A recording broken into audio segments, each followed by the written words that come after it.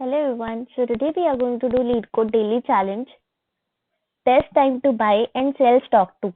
Basically, there are various parts of this problem, but presently we also don't require to do any other part before doing this question because this question is in itself different type. So let's uh, check for the statement of this question. We are given with this price array. Not working. Okay. We are given with this price array, and on each day we are given with some stock prices, right?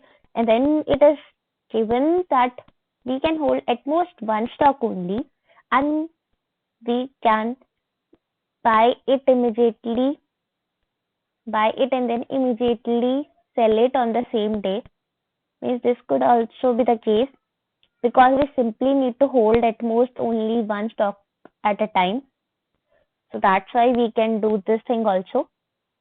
Now at the end, what we need to do is we simply need to turn maximum profit that could be achieved after buying and selling of all these stocks.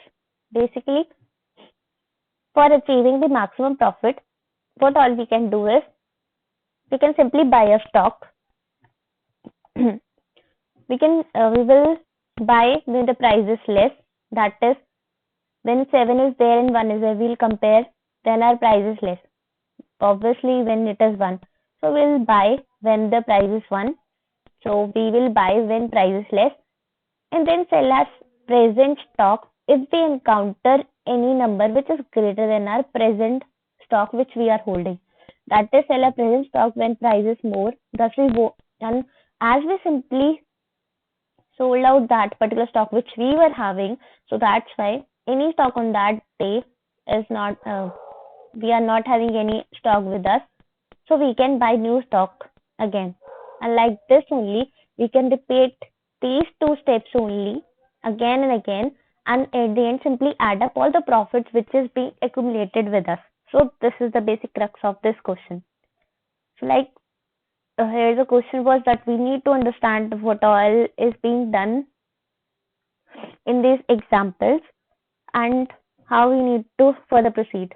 Like it is simply based on the implementation part only, that how we will be implementing it. That was simple thing that when the price is simply less, then we'll simply buy it, and when the price is simply higher, that is it is greater, then we'll simply sell on that day. And due to doing this particular, we are simply subtracting greater minus lesser, and we are simply adding that into our profit. So this is what we are doing here. So for the implementation part, what we can do is the price array which we are given with, we'll simply compare the elements, right? And then we'll subtract and add that particular to our profit.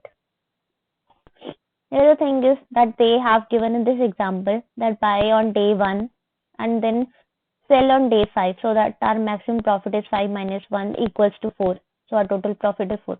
But the method which we are opting, in that method also we are getting the same answer only, because when we buy on day 1 we are having this one, and sell on day 2 we are having a profit with 1. Then again, as we don't have any further stock with us, so that's why we can buy this too, right?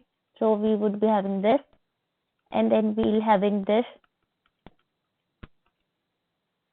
and then we would be having this, and then at the end we will be having this. So in total again we would be having our profit as 4 only.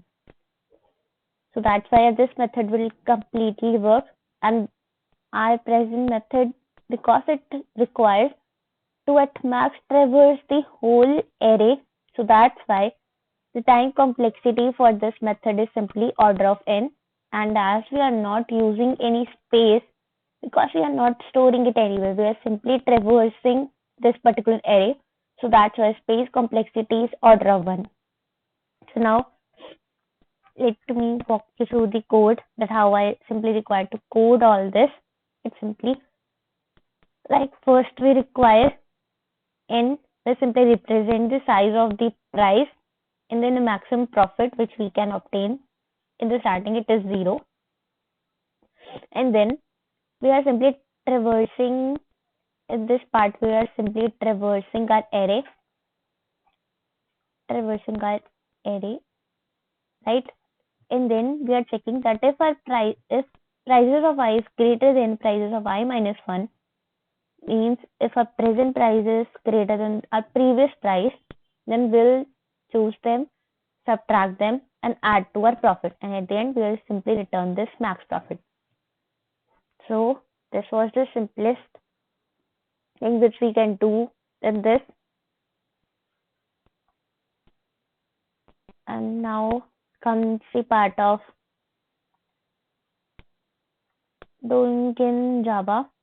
In Java, the things are again the same only. Here only sizes change in length and everything is same. And then comes the part for Python. Python 3 also everything is same, but only the ranges that that also is the same. Again, things are just same. And then in JavaScript also, the things are again same. The way there we were using means syntactically also just this var is there instead of int. Else everything is just same. So this was all for this question for doing in uh, 4 languages and so on. So this was all for it. Thank you.